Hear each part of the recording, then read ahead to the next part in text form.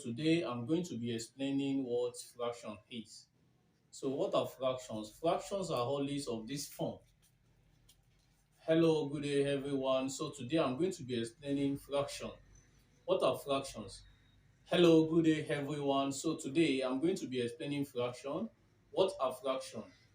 Hello, good day everyone. So today I'm going to be explaining fractions. What are fractions? Fractions are always of this form.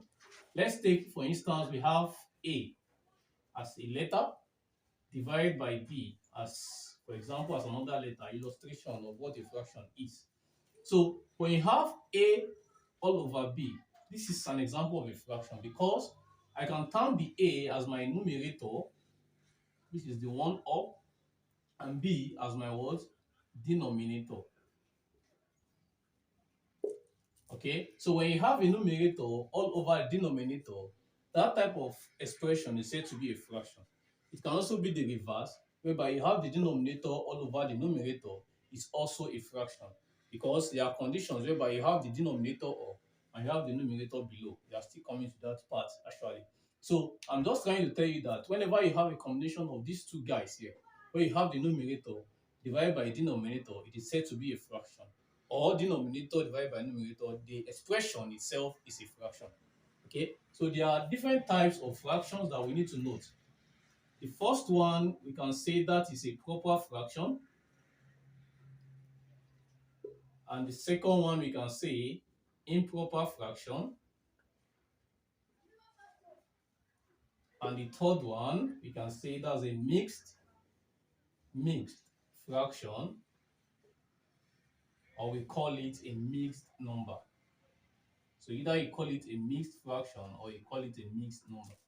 All right. So I'm going to be explaining this now. Let's start with the first one, which is a proper fraction. Start with that. That's a proper. Let me put that here. Proper fraction. What are proper fraction? Proper fraction is when you have a situation of this numerator and denominator, but the numerator itself is less than the denominator. That is, when you have something like this, I'm still using this as a case study, A over B. So if A is less than B, that type of fraction is said to be a proper fraction.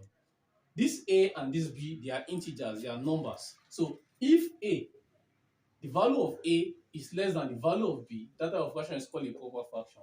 An example is when you have something like this, 2 over 3, 1 over 3, 2 over 5.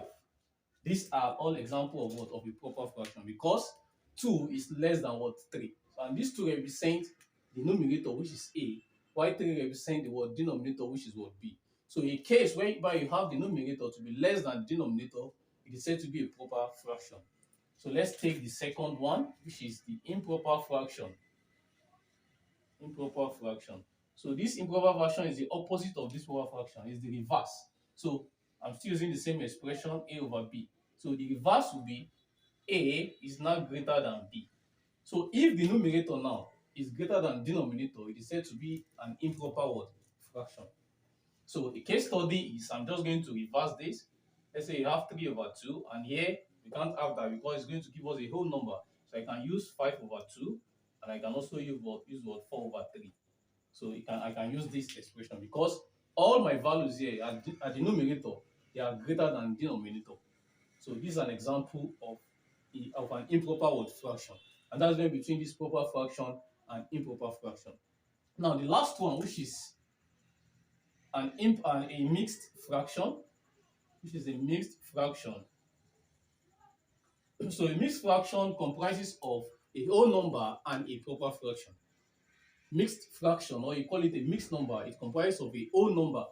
Let me even put that.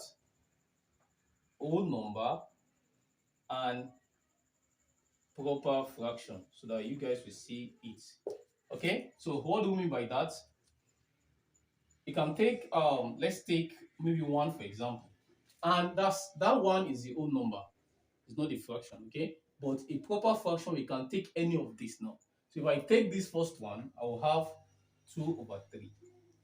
So this is a whole number and a proper fraction. Wherever you see something like this, you have what we call what a mixed fraction. So, but a mixed fraction can still be changed back to an improper fraction because it's always giving you back the improper fraction. So, the one secret thing about a mixed fraction is that whenever you want to change a mixed fraction, you always change mixed fraction back to an improper fraction. So, I can also give another example. If I have something like this, 2, 4 over 3. So, you can see I still have, sorry, I have, let me see, 2 over 3. Okay, I just want to use the same thing. So these are whole numbers 1 and 2. So you can see you have a whole number and a proper fraction. All right. So this will mark the end of the class. So I want you guys to please kindly hit the like button, subscribe to this particular channel, and turn on the bell notification to receive any update from this channel. I'll see you guys in my next class. Bye for now.